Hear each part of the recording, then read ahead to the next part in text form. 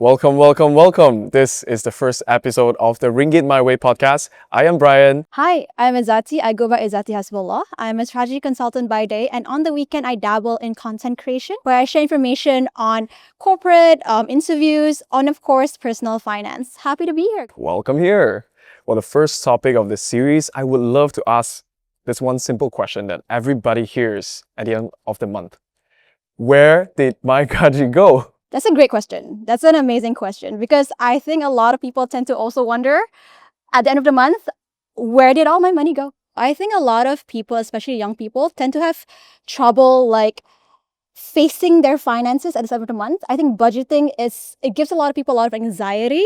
So we like to have blind faith that at the end of the month there is not a zero number or not a negative number. Well, why not let's talk a little bit about something that I used to face. And a lot of, especially Gen Z as well, who just got their first job and just got their first paycheck and stuff. I think there's one thing that is not being raised enough in the society. It's called overspending. We are living in this place where so many things are so accessible with the tip of the finger, where you can just doop, and then just spend. And everything is in numbers. You don't see the cash yourself. I do think that these days it's a lot easier to spend money because I think in the past there's a lot of hurdles, right? Online shopping wasn't really a big thing. TikTok Shop, Shopee, all that. It's amazing that it gives people quick access to things that they need, but it also gives people quick access to things that they don't necessarily need. And there's just so little barriers to paying for things. Like you can just connect your card to the Shopee or TikTok and you don't even feel like you're spending money because it's just like a press of a button. How do you guys define overspending? I think personally for me, overspending is a point where your discretionary spending goes above what you can actually afford based on your income. I think there are certain rules like the 50-30-20 rules. Like 50 goes to your essentials, 30 goes towards your needs, and 20 goes towards your wants, or like it should be saving. So by that definition of that tool, 20% is really what you should be spending on your wants, your fun money, right? Do you guys actually calculate your daily spending limits? Actually, I used to do that when I was a student. So when I was a student, I was on a scholarship, right? And as someone on a scholarship, I have a very strict stipend. And I guess not in a position where I can just ask my parents for extra money. So I was very, very, very strict with every cent that I spent on. In fact, I use this method called the envelope budgeting method. Literally every cent goes somewhere and I track everything that I spent on.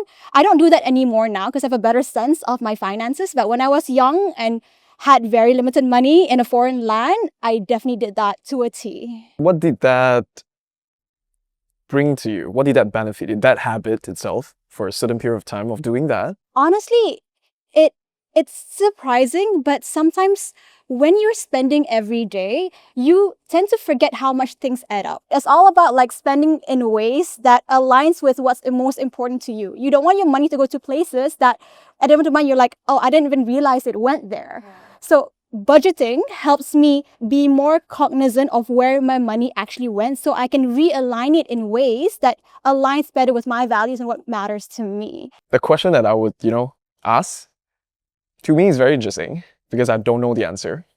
What is something that you spent, but it is very invisible that you don't notice? That's easy. Subscriptions. Subscriptions are the thing that people forget all the time. And it just adds up on your... You feel? What? How many gyms do you have? It's so easy, right? People, when... I used to fall into this trap too because I love reading the news. I love reading. I used to subscribe to so many. I used to subscribe to Financial Times, to the New York Times, all of those things. And I realized, oh my God, my bill, I was like, where is all my money going? So I had to really go through my credit card statement to realize, oh my God, I have 5 subscriptions and I only read 1 in the past month. What if there's a way where you can separate your subscriptions and manage your money better? Tell me more. There's a thing called Alliance Bank Visa Virtual Credit Card. You don't get the card.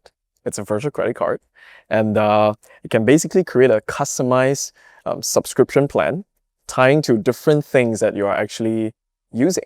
You're actually, buying like Netflix, Wi-Fi bills, even Shopee. You can set a limit and it wouldn't exceed the limit. So ultimately, this thing is to protect, us from overspending, number one. Number two, there's a very amazing feature where it creates a random 16-digit number when you want to sign up for something. It's like an extra layer of mask to protect your real credit card number. That's super cool. And I feel like any sort of tool that makes it easier for you to know where your money is going, like if you personally don't like to have to write down everything, what you spend, this is automatically tracking it and tagging it. I think it's great. I actually do have emergency savings, and it's also like my cushion savings, right? For instance, if I decide suddenly next day that I no longer want to work, or like something major happens, this is the money that I can tap into. And it's about, like, personally for me, it's about 6 months of my salary. 3 to 6 months is normally the limit people set for themselves. And for me personally, I put it in a spot that can still grow the money, but it's easy to access, like an ASD account. So that's personally my way. And with that sinking fund in place, with that emergency fund in place, with some, level of income in place, we certainly feel this one thing called more freedom, right? Freedom of not just being able to do what we want, but being able to say no to what we don't want to do. I think that's very important. Now let's talk a little bit about freedom. What's your definition of financial freedom?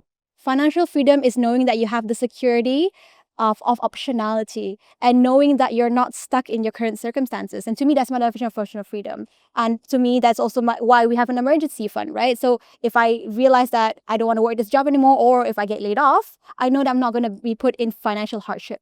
I talked to a mentor of mine, and I learned this thing that actually benefited me for the longest time ever.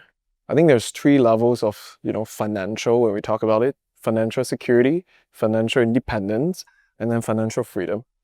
But out of all of this, I think what's really important is not just financial freedom, it's financial confidence. It's being able to also know how to protect the money and how to get the money when you lost it, right? Financial confidence, to me, is always over financial freedom. Well, financial freedom is a status that you hit, but if you don't know how to protect it, it's gone.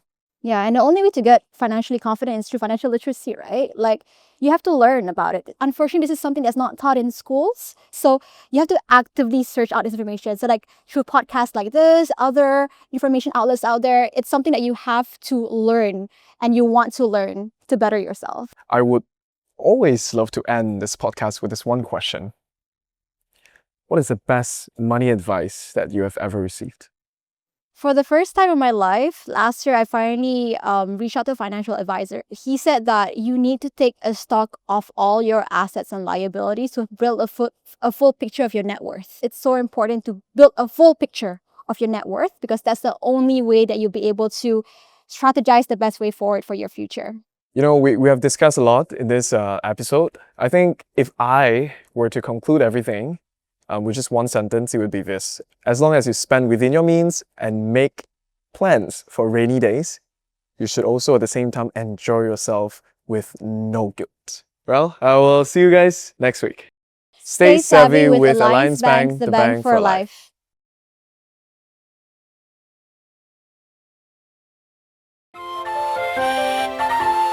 Alliance Bank, the bank for life.